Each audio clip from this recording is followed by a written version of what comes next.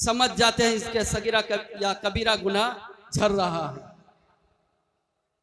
तो मुअज्जज़ अपने आंखों से, अल्लाह के वली जो होते हैं आंखों से देखते हैं कि इसके सगीरा कबीरा गुनाह झड़ रहा है।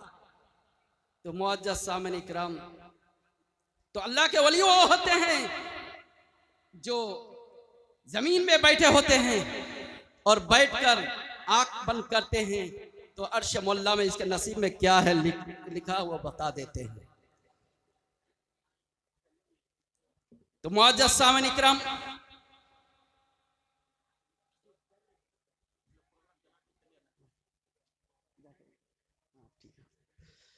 तो मुअज्जज़ सामने इकराम,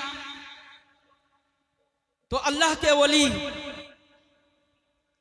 की वो शान होती है कि जो बैठकर जमीन में बैठे हैं, अर्श मुअल्ला में क्या होता है, उनके नसीब में क्या है वो देख लेते हैं। आइए चलते हैं, गौसे पाक रज़ियल्लाहु तआला अन्हु के नाना के दरबार में पहुंचते हैं। उनके नाना का नाम है अब्दुल्ला सौमी रज़ियल्लाहु तआला अन्हु है। उनके खिदमत में एक औरत आती है। वो औरत आई और आती थी, एक बच्चे को लेकर आने लगी। रास्ता बहुत बच्चे बीमार में था। वो बच्चे को हजरत के पास आए कि इन बच्चे के लिए दुआ कराऊं, लेकिन जब वो रास्ता में आने शुरू किए, रास्ता में वो बच्चा दम तोड़ दिया।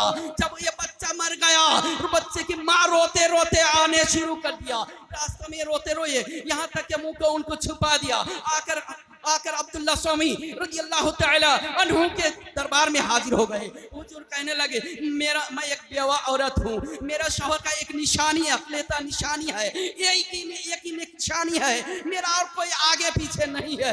हुजूर मैं आई थी कि आपके पास दुआ कराने के लिए कि मेरा बच्चा बीमार है, आपके दुआ से शिफा पा जाए। लेकिन अल्लाह के वली, मैं देख रहा हूँ कि ये बच्चा और नहीं है, दुनिया से रुखसत हो गया है। आप दुआ फरमाए कि मेरा बच्चा जिंदा हो जाए।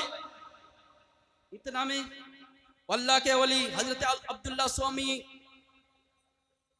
रज़ियल्लाहु तआला अन्हु, तो ठीक है थोड़ी देर ठहरो।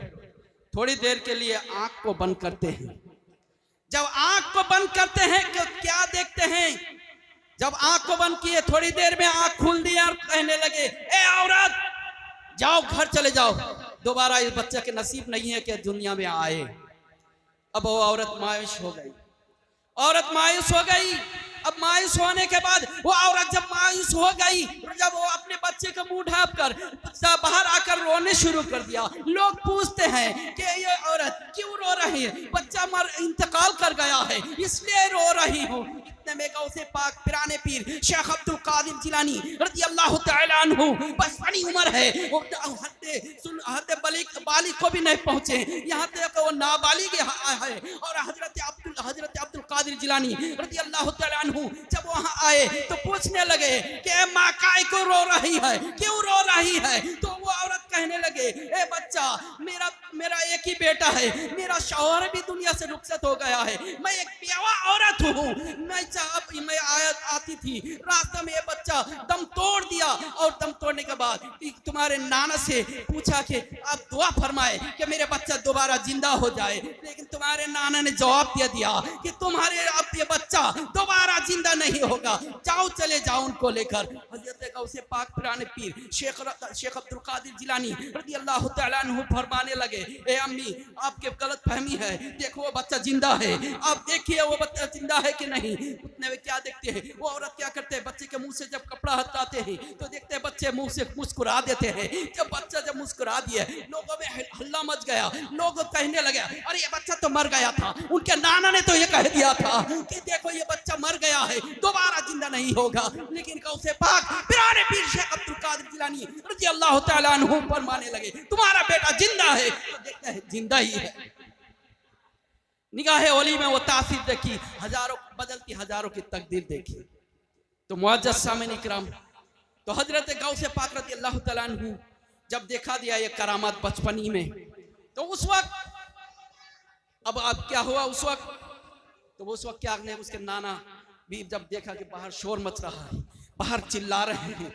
देखा घर में आकर क्या बात है, तो उनको भी पता चल गया कि अरे वो बच्चा जिसके बारे में मैं बोला दोबारा जिंदा नहीं होने वाला है, लेकिन ये बच्चा दोबारा फिर जिंदा कर दिया, ये मेरे नवासा का काम है। उस वक्त क्या किया, नवासा को लाठी डंडा लिया और डंडा लेकर गली गली दौड़ाना शुरू कर दिया।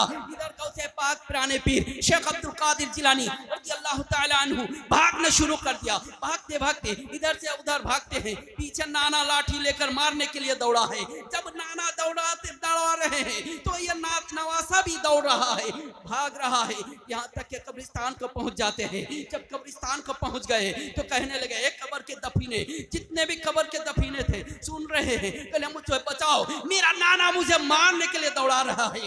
इतना बोलना था कि कब्र के 300 मुर्दा खड़े हो जाते हैं और वो ढाल बन जाते हैं। उनके नाना दूर से ही रुक जाते हैं, रुक कर मुस्कुराने लगे और कहने लगे कि ये बच्चा आगे बहुत बड़ा अल्लाह के वली होंगे। मुअज़्ज़ज़ सामने इकराम, ये गौसे पाक रज़ियल्लाहु तआला अन्हु की करामत है। गौसे पाक रज़ियल्लाहु तआला अन्हु की करामत है कि 300 मुर्दा, एक नहीं 200 नहीं, 300 मुर्दा क्या करते खड़े हो जाते हैं। लेकिन ये कहा डुप्लीकेट जो वह भी होंगे नहीं मानेंगे। तो मुअज़्ज़ज़ सामने इकराम, ये है मानेगा वही जो चाहने वाला होंगे। मुअज़्ज़ज़ सामने इकराम, हाई हज़रत गौसे पाक पिरानी पीर शेख अब्दुल कादिर जिलानी रज़ियल्लाहु तआला अन्हु की बचपनी ही उम्र है जो इल्म हासिल करने के लिए जब वो बगदाद जाने के लिए इरादा किए, माँ से कहने लगे, अम्मी जान अब मैं चाहता हूँ कि मैं इल्म हासिल करने के लिए बगदाद में जाऊँ, वहाँ बड़े बड़े उलमा इकराम है, वहाँ बहुत बड़े बड़े उस्तादा हैं, तो हम चाहते हैं कि वहाँ जाकर वह इल्म हासिल करे। तो माँ उसको रोकने नहीं पाई, बेटा को कहा दिया जाओ, मैं खुदा हाफिज कह दिया बच्चे को, जाओ बेटा मैं तुम्हें रोक नहीं सकती, इसलिए कि जब तुम इल्म हासिल कर सकते हो तो मैं रोकने वाला कौन हूँ। यहाँ तक के उनके माँ क्या करते हैं, उनके सदरी के बगल के नीचे उनके सदरी में 40 अशरफी को उसको क्या सी देते हैं और यह नसीहत कर दी, बेटा क्या भी कैसे भी मुसीबत आए किसी हाल में झूठ ना बोलना बेटा। इतना बोलना था, माँ से वादा कर लिया, ठीक है अम्मी जान मैं किसी हाल में झूठ नहीं बोलूंगा। हजरत गौसे पाक पिराने पीर शेख अब्दुल कादिर जिलानी रज़ियल्लाहु तआला अन्हु चलने शुरू कर दिया। जब चलते चलते काफिला के साथ पकड़ लिए, पकड़ कर जब शहर से बाहर गए, जंगल के करीब पहुंचे तो डाकुओं ने घेर लिया। जब डाकुओं ने घेर लिया, तमाम काफिला वाले के माल असबाब पूरे के लूट लिया। लूटने के बाद अब ये बच्चे हैं, उनसे पूछने लगा, ये बच्चा तुम्हारे पास भी कुछ है क्या? कहने लगा, हाँ मेरे पास अशरफी 40 अशरफी है। एक डाकू आया, पूछा तुम्हारे पास कुछ है? कहने हाँ हमारे पास 40 अशरफी है। वो समझा कि ये बच्चा हमारे से मजाक कर रहा है, चला गया। दूसरा डाकू आया, ए बच्चा तुम्हारे पास कुछ है? वो डाकू से कहने लगा कि हाँ मेरे पास 40 अशरफी है। बच्चा वो समझा कि बच्चा मजाक कर रहा है। ऐसा ही बहुत से डाकू आए, उनसे पूछते गए, लेकिन सभी समझे कि बच्चा मजाक कर रहा है, छोड़ दिया। जाकर जंगल में जब ये लोग डाकू जब जंगल में जब अपने माल सब तकसीम करने लगे तो डाकू के सरदार कहने लगा, बताओ ए भाई बताओ, क्या ये कोई छूट तो नहीं गया है? तो उनके डाकू लोग कहने लगे, हुजूर एक बच्चा है जो मैंने जब उसको पूछा तो हम लोग जब उनको पूछा तुम्हारे पास कुछ है तो उसने कहा मेरे पास 40 अशरफी है। तो कहने लगा चल हम लोग तो ये नहीं पूछा तुम्हारे पास कहाँ है? तो वो डाकू के सरदार कहने लगा कि जाओ उस बच्चे को मेरे पास पकड़ के लाओ। यहाँ तक के वो डाकू आते हैं और उनको बच्चे को गौसे पाक पिराने पीर शेख अब्दुल कादिर जिलानी रज़ियल्लाहु तआला अन्हु को पकड़ कर लेकर डाकू के सरदार के सामने मौजूद कर दिया। डाकू पूछने लगे, सरदार पूछने लगे, बताओ तुम्हारे पास कुछ है बच्चे? कहने लगा हाँ मेरे पास 40 अशरफी है। उस वक्त कहने लगे तुम्हारे पास कहाँ 40 अशरफी है? तो उस वक्त दिखाने लगा मेरे सदरी में सिली हुई है। जब सदरी को देखा गया था तो उसमें ठीक 40 अशरफी निकल गया। जब 40 अशरफी निकल गया तो डाकू के सरदार कहने लगा, ए बच्चा बताओ तूने क्यों सच नहीं बोला? तुम अपने माल को क्यों नहीं छुपाया? सब तो चाहते थे कि अपने माल को छुपा लूं, लेकिन गौसे पाक पिराने पीर शेख अब्दुल कादिर जिलानी रज़ियल्लाहु तआला अन्हु की वो शान देखिए। हजरत गौसे पाक फरमाते हैं, इसलिए कि जब मैं यहाँ से सफर में निकला था मेरी माँ ने मुझसे वादा कर लिया था कि जब कोई भी मुसीबत आ जाए बेटा झूठ ना बोलना। इतना बोलना था कि डाकू के सरदार के आंख में आंसू आ गया और रोने शुरू कर दिया, कहने लगे हाय अफसोस, ये तो एक बच्चा एक माँ की इतने फर्मा बरदारी कर रहे हैं और वो खालिक जो हमारे मालिक है जिसका हम कितने नाफरमानी करते हैं। वो डाकू के सरदार कहने लगे ए मेरे भाइयों सुनो, आज से मैं भी तौबा करता हूँ, जब ये बच्चा छोटा से माँ के फर्मा बरदार है तो हम अल्लाह के फर्मा बरदार बनेंगे। आज से मैं तौबा करता हूँ और जो कुछ मैंने तुम्हारे साथ जितने दिन रहे हैं छोड़ दिया, आज से तुम्हारे साथ नहीं, मैं तौबा कर लिया। उतने में कितने उनके साथी लोग कहने लगे हुजूर आप जिस तरह हमारे पहले सरदार थे अब भी सरदारी रहेंगे, क्योंकि आप पहले जब जिस तरह हमारे सरदार थे इसी वक्त पे हमारे सरदार रहेंगे। हम भी तौबा करते हैं और तौबा करके जितने भी लोग भी तौबा किए, जितने साथी थे जितने डाकू थे पूरे के पूरे तौबा कर लेते हैं। तौबा करने के माल उसके बाद माल सबको क्या करते हैं, जो जिसके लूटे थे सबको वापस कर देते हैं। कहिए सुभान अल्लाह। ये है गौ से पाक, सुभान अल्लाह। यह है गौ से पाक रज़ी अल्लाह तआला अन्हु की शान है। गौ से पाक रज़ी अल्लाह तआला अन्हु कि बचपनी में इतनी इनकी करामत है कि पहले ये फर्स्ट उनकी करामत जाहिर हुई है कि देखो डाकू, बहुत से डाकू उनके पास तौबा किया करते हैं मुअज़्ज़ज़ सामने इकराम, और फिर से वो डाकू तौबा करने के बाद वो डाकू लोग भी अल्लाह वाले हो गए। अब आए गौ से पाक रज़ी अल्लाह तआला अन्हु की वो शान देखिए।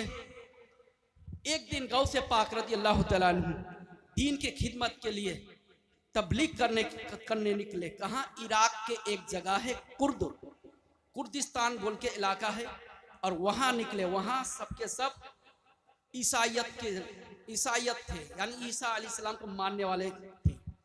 तो वो लोग के पास गौ से पाक रज़ी अल्लाह तआला अन्हु आए और दीन के उनकी इस दीन इस्लाम के उनके पास तबलीग करने लगे। उनमें एक मौलवी था, जो उनके एक पादरी था बहुत बड़ा, वो भी अपने उनके आलिम था ईसाइयत के। वो कहने लगा, और ये जो आबादी जो था कई लाख के आबादी था, कई लाख अफराद की आबादी था। अब ये क्या करते हैं, उनमें एक आलिम आया, ईसाइयत की एक आलिम आ गया और कहने लगा अच्छा बताओ मैं, और वो आलिम जो ईसाइयत का आलिम जो है पादरी था, वो पादरी कहने लगा कि मैं, वो पादरी बहुत एक पहले बगदाद में भी रहा है और मिस्र में भी रहा है, वो हदीस सुना है, वो हदीस मुसलमानों के उलमा से हदीस भी सुने हैं। तो वो पादरी कहने लगा अच्छा बताओ तुम्हारे नबी का एक फरमान है अल उलमा उम्मती का अंबिया बनी इसराइल। हाँ, गौ से पाक ने फरमाया हाँ। कहले अच्छा हमारे नबी ईसा अलैहिस्सलाम थे तो वो क्या मुर्दा जिलाया करते थे? अगर तुम अपने नबी के सच्चा पक्का आलिम दीन हो, आप भी एक आलिम अपने नबी के आलिम हैं, अगर आप हमको एक मुर्दा जिला कर दिखा देंगे तो हम समझेंगे कि तुम्हारा दीन सच्चा है। इतने बोलना था। हजरत गौसे पाक पिराने पीर शेख अब्दुल कादिर जिलानी रज़ी अल्लाह तआला अन्हु फरमाने लगे अच्छा बताओ तुम्हारे ये इलाका में कहाँ कब्रिस्तान है, उस कब्रिस्तान को हमको साथ लेकर चलो, क्या तुम वाकई कलमा पढ़कर मुसलमान होंगे? हाँ, कहने कलमा पढ़ लूंगा, मुसलमान हो जाऊंगा, सबके सब मुसलमान हो जाऊंगा। मुअज़्ज़ज़ सामने इकराम गौसे पाक रज़ी अल्लाह तआला अन्हु को उस कब्रिस्तान के इलाका के कब्रिस्तान को ले जाते हैं और गौसे पाक फरमाने लगे अच्छा बताओ किस कब्र से मुर्दा जिंदा देखना चाहते हो? वो कहे एक इशारा कर दिया, बहुत पुरानी खबर थी, उस कब्र के तरफ इशारा कर दिया कि इस कब्र से ये मुर्दा जिंदा करके दिखाओ। तो हजरत गौसे पाक फरमाने लगे अच्छा बताओ तुम्हारे नबी ईसा अलैहिस्सलाम क्या बोलकर मुर्दा जिलाया करते थे? वो कहने लगे कुम बिइज़्निल्लाह। तो वो भी हजरत गौसे पाक पिराने पीर शेख अब्दुल कादिर जिलानी रज़ी अल्लाह तआला अन्हु कब्र के करीब पहुंचे, कब्र को ठोकर लगाया और फरमाने लगा कुम बिइज़्निल्लाह, अल्लाह के हुक्म से उठ जा। इतना बोलना था, कब्र फट गई। फटने के बाद मुर्दा उठ गया। अस्सलामु अलैकुम व रहमतुल्लाह। सलाम करने लगे क्या हुजूर क़यामत आ गई? तो गौसे पाक रज़ी अल्लाह तआला अन्हु ने फरमाया नहीं, क़यामत तो नहीं आई, बस इसके पूछने पर मैंने इस तरह इनको दिखाया है। अब बताओ आप किस जमाने के आदमी हैं? तो वो मुर्दा कहने लगे हुजूर मैं दानियाल अलैहिस्सलाम के उम्मत में, मैं उन पर ईमान लाया और मैं उन्हीं के उम्मत में से एक मैं भी हूं और उन्हीं पर और उसी दानी अलैहिस्सलाम के दिन पर मेरी मौत भी हुई। तो ये भी वो कहने लगा ये ईसा अलैहिस्सलाम से बहुत पहले के जमाने के दानी अलैहिस्सलाम जो थे, ईसा अलैहिस्सलाम के बहुत पहले के जमाने के था। तो उस वक्त हजरत गौस पाक रज़ी अल्लाह तआला अन्हु फरमाने लगे, यही बात इनको दिखाने का था। इतना बोलने थे कि फिर क्या होते, जाओ तुम्हें क़यामत तक यहाँ सोना है, सो जाओ, अल्लाह के हुक्म से फिर सो जाओ, इतना बोलने था। कब्र क्या करते हैं, साथ साथ फिर से मिल जाते हैं।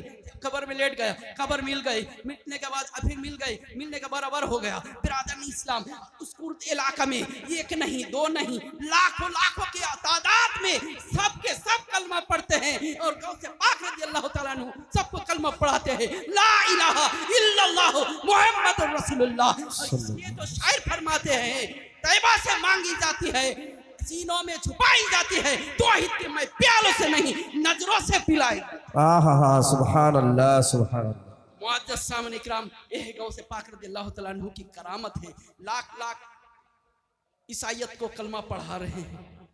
मुअज़्ज़ज़ सामने इकराम, गौसे पाक रज़ी अल्लाह तआला अन्हु की वो शान है। एक दिन गौसे पाक स्टेट में तकरीर फरमा रहे थे कि बहुत उस जमाने के बड़े बड़े उलमा इकराम जो बहुत बुलंद इल्म वाले उलमा इकराम हाजिर हुए, 100 उलमा हाजिर हुए कि सब अपने अपने एक एक सवाल दिल में ठोस लिए, ये सवाल उनको करूंगा।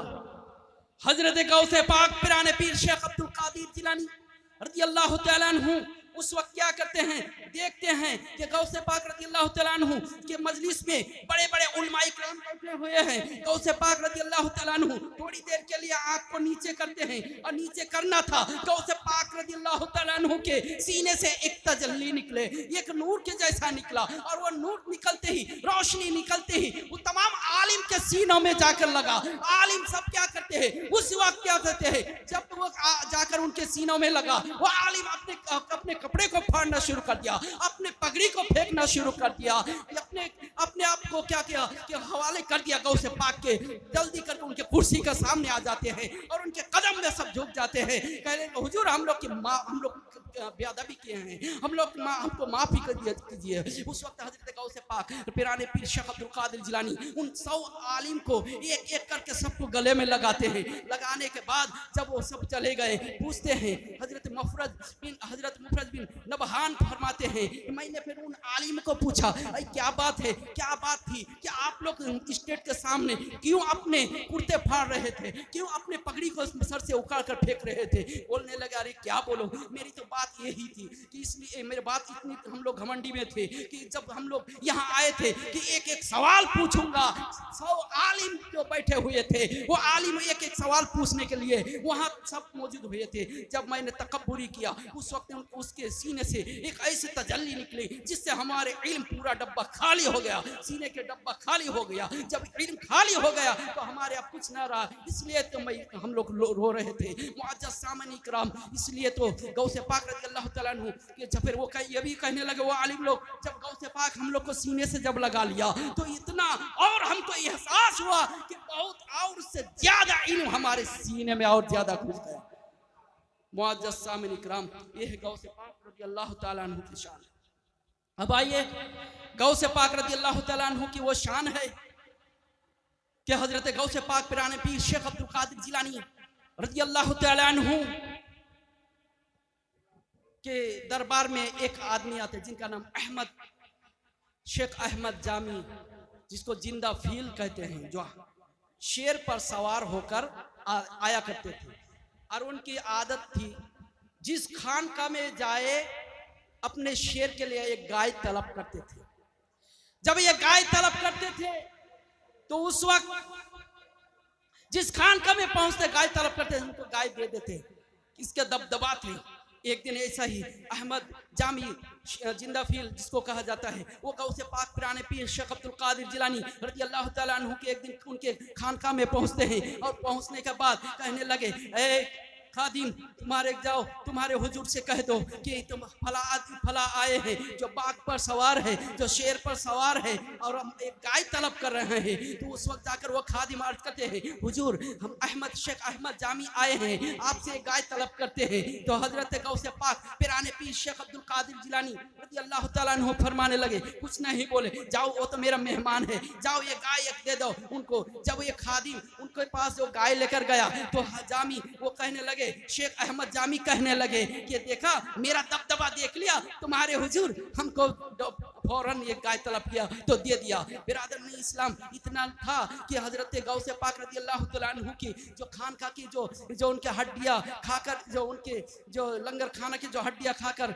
ये कुत्ता जो गुजारा करते थे, जिंदगी गुजारा करते थे, वहाँ ये कुत्ता जो हड्डियाँ खाकर वो गुजारा करते थे, वो कुत्ता देखा कि गौसे पाक रज़ी अल्लाह तआला अन्हु के ये गाय को हकल कर ले जा रहा है शेर को खिलाने के लिए। अब वो कुत्ता भी पीछे हो गया और देखा कि वो खादिम भी साथ ले जा रहा है। और जब ये अपने खानका को पहुंचते हैं, ये चाहता था, शेर चाहता था कि अब ये हमला करे उस गाय पर। जैसा हमला करेगा वो कुत्ता उस पर ऐसा हमला किया शेर पर कि उसको फाड़ कर रख दिया।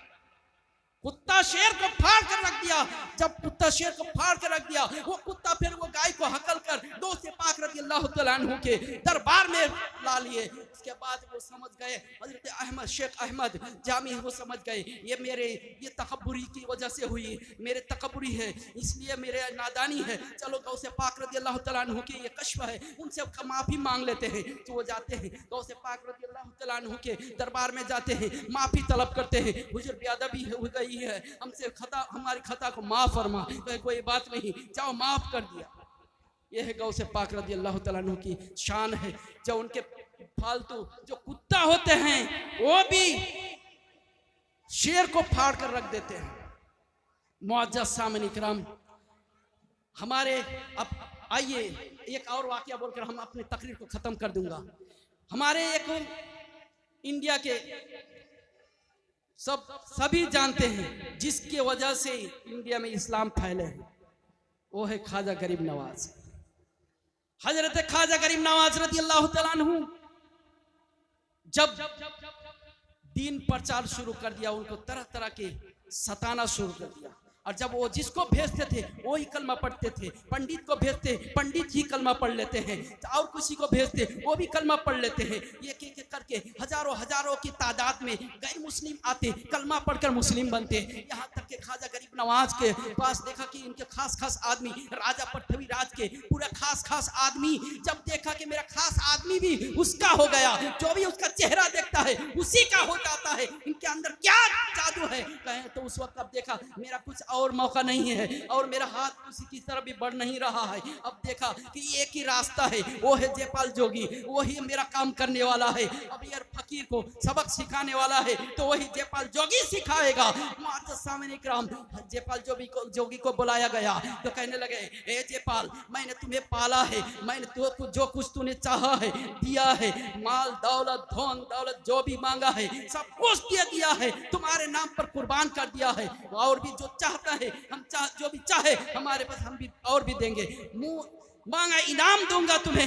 लेकिन एक बात है, एक बात तुम्हें अदा करना पड़ेगा। वो क्या है? क्या तुम्हें एक बात हमारी मानना पड़ेगा। क्या बताओ क्या बात है राजा साहब? महाराजा क्या बात है? ख्वाजा गरीब नवाज के बारे में बोलने लगा। जो कुछ फकीर आए हैं, वो फकीर जो दरवेशी हालत में है, जो यहाँ आकर मुसलमान सबको मुसलमान बना लेता है। जब मुसलमान बना लेता है तो हमारे एक एक करके हमारे धर्म को छोड़कर, हमारे मसलक को छोड़कर, वो सबका क्या अपने बनाकर, अपने कलमा पढ़ाकर, अपने उनके नबी के कलमा पढ़ाकर वो मुसलमान बना देते हैं। ख्वाजा गरीब नवाज को यहाँ तुम्हारे तुम उसके मुकाबला करना पड़ेगा। तो कहने लगा कोई बात नहीं है राजा साहब, महाराजा, ये बात तो मेरी मुट्ठी के एक मुट्ठी की खेल है, मैं उनको कभी भी खत्म कर सकता हूँ। कहने लगे क्या करता हो? चलो डेट दिया जाए, फला मैदान में ये दोनों के मुकाबला होगा। तो चलो ठीक है, दोनों को डेट दिया गया। यहाँ तक के ख्वाजा गरीब नवाज के पास भी आया कि तुम्हारे साथ जयपाल जोगी जादूगर तुम्हारे साथ मुकाबला करने वाला है, अब तुम भी मुकाबला के लिए तैयार हो जाओ। ख्वाजा गरीब नवाज कहने ठीक है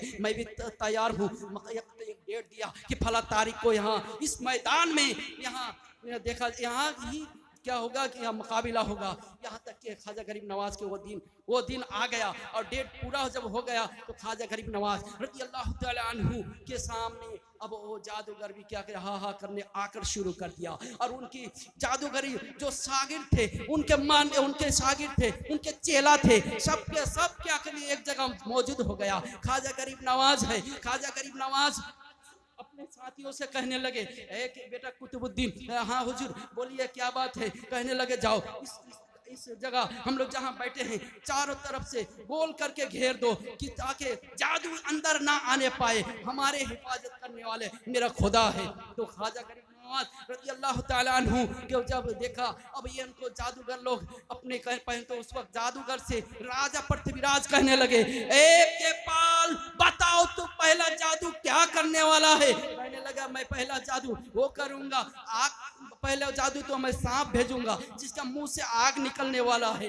और वो उसको डस कर खत्म करने वाला है। इतना बोलना था और वह तालियां मारने शुरू कर दिया। राजा तो खुश हो गया कि चलो आज ये फकीर बचेगा नहीं है, आज बचेगा, उनका खेल खत्म है। इतना में ख्वाजा गरीब नवाज कुतुबुद्दीन से फरमा रहे हैं, बेटा कुतुबुद्दीन जी हुजूर बोलिए, जाओ आयतल कुर्सी पढ़ो और चारों तरफ से लकीर मार दो ताकि अंदर कोई जादू ना आने पाए, हमारे हिफाजत करने वाला मेरा खुदा है। इतना में हजरत कुतुबुद्दीन चारों तरफ से घेर देते हैं, यानी लकीर मार देते हैं। अब ये जादू करना शुरू कर दिया, ये जादू शुरू किया, सांप भेजना शुरू कर दिया, सांप उड़ते हुए आ रहा है, आग से मुंह से आग निकलना शुरू कर दिया। जब वो आता है और जो लकीर के करीब आता है तो अंदर जाने नहीं पाता है, वो लकीर के बाहर ही क्या करता है वही गिर कर वो मिट्टी बन जाता है, मिट्टी का ढीप बन जाता है। जब मिट्टी का ढीप बन गया तो क्या करते हैं, जब देखा कि मिट्टी का ढीप बन गया तो जब देखा कि कुछ नहीं इसका बिगड़ा तो राजा कहने लगा कि जयपाल क्या बात है कि इनके तो कुछ भी नहीं बिगड़ा, ये तो सही सलामत बैठ रहा। चलो कोई बात नहीं है, मैं दूसरा और करने वाला हूँ, दूसरा मैं इस पर जादू करने वाला हूँ। क्या जादू करने वाला है। कहने लगे इस पर मैं आग भेजने वाला हूँ, आग ऐसा भेजूंगा जो सबको जलाकर राख कर देगा, कोई भी नहीं बचेगा। मुअज्जज़ सामीन इकराम, जयपाल जोगी जादू के बल माला लिया, माला पढ़ता था। वो माला जिसको हम लोग तस्बीह कहते हैं, वो अपने भाषा में माला कहते हैं, माला में जादू टोना पढ़ना शुरू कर दिया। जब जादू टोना शुरू कर दिया तो उस वक्त ये क्या करते हैं, उसी वक्त क्या करते हैं, आग शुरू हो गया फैलना। आग जब आसमान से चिंगारियां उड़ने शुरू कर दिया जादू के बल, अब वो आग कैसा धकल देता है, वो आग उड़ते हुए जाती है। ख्वाजा गरीब नवाज के वो लकीर के करीब जब जाता है तो वो आग भी वहां जाकर ठंडा हो जाती है। जब ठंडा हो गए कुछ भी काम नहीं किया तो राजा पृथ्वीराज देखकर वो भी दिल में कहने लगा, अरे ये तो दूसरा वार भी इसका बेकार हो गया। ख्वाजा गरीब नवाज के कुछ भी इसको टसकाने नहीं पाया, इनका बेका भी एक बाल भी बेका नहीं करने पाया। क्या आखिर क्या वजह है। कहने लगे जयपाल क्या बात है, तुम तो दो बार बहुत बड़ा जादू कर दिया लेकिन इसका कुछ भी नहीं बिगड़ा, वजह क्या है। कहने लगा अब आखिरी मेरा वार है, ये जो मैं देखो मैं इस मर्तबा उनको किस तरह काबू में लाता हूँ। आसमान में वो क्या करते हैं, तस्बीह को जेब से निकाला, जब तेज तस्बीह को जेब से निकाला और एक हिरन की छाल को निकाला और हिरन के छाल में बैठ गया, तस्बीह वो खटखटाने लगे, जादू पढ़ने लगे, जादू के बल आसमान में उड़ना शुरू कर दिया। जब आसमान में उड़ना शुरू कर दिया, हाँ कि इधर कहाँ लगा रहा है, आसमान में उड़ रहा है। ख्वाजा गरीब नवाज देखा कि कुफर आसमान में उड़ रहा है तो उस वक्त कहने लगे मुरीद से, ए मेरे मुरीद बताओ कुफर कहाँ है, कहाँ है। कहने आसमान में उड़ रहा है हुजूर। कहने ठीक है कोई बात नहीं है। देखो ख्वाजा गरीब नवाज अपने जूतों के इशारा करते हैं, वो लकड़ी की जूती थी, 2-2 किलो वजन की जूती थी और ख्वाजा गरीब नवाज अपने जूते को इशारा करते हैं, ए मेरे जूते चलो उस जालिम को ऊपर से मारते हुए निकलो। यहाँ तक कि वो जब हुक्म सुन लिए, जब जूते को हुक्म सुन लिए, सुनने के बाद साथ साथ जूता उड़ना शुरू कर दिया। जब उड़ना शुरू कर दिया तो उस वक्त जाकर उसके सर में बरसना शुरू कर दिया। कहाँ उसकी तस्बीह गिरी, कहाँ उसकी खाल गिरा, कहाँ क्या गिरा। मुअज्जज़ सामीन इकराम, जब देखा कि ये बर्दाश्त नहीं करने पा रहा है, मार गिरना शुरू कर दिया। जयपाल के सर में पूरा जूते की बारिश शुरू हो गई। जब बारिश शुरू हो गई अब वो बार बर्दाश्त करने नहीं पा रहा है। आखिर ख्वाजा गरीब नवाज के कदम के सामने गिर जाता है। ख्वाजा गरीब नवाज के सामने कहने लगे, कहे कि ख्वाजा, ए ख्वाजा, मैं ये कोई जादू नहीं, ये तेरी रूहानी है, ये कोई तेरी मामूली चीज नहीं, ये अल्लाह का कलाम पढ़ने वाला है। ए ख्वाजा तू हक है, मैं बातिल हूँ। ए ख्वाजा मुझे अपना बना लो, मैं बेकार हूँ, मुझे अपना बना लो। ख्वाजा गरीब उनको भी कलमा पढ़ाते हैं, पढ़ कलमा तैयब ला इलाहा इल्लल्लाह मुहम्मदुर रसूलुल्लाह। तो जयपाल जोगी भी कलमा पढ़ लिया, वो भी मुसलमान हो गए। तो मुअज्जज़ सामईन इकराम, और भी बहुत से उलमा इकराम हमारे मौजूद है। और ज्यादा टाइम नहीं, बस यहीं से मैं अपनी तकरीर को समाप्त करता हूँ। बोलने में किसी तरह गलती हो माफ करेंगे। पढ़िए अस्तगफिरुल्लाह रब्बी मिन कुल्ले ज़ंबिन व अतूबु इलैहि ला हौला वला कुव्वता इल्ला बिल्लाहिल अलील अज़ीम ला इलाहा इल्लल्लाह मुहम्मदुर रसूलुल्लाह सल्लल्लाहु अलैहि वसल्लम। अस्सलामु अलैकुम व रहमतुल्लाहि। আইদুল একটু এদিকে আসো।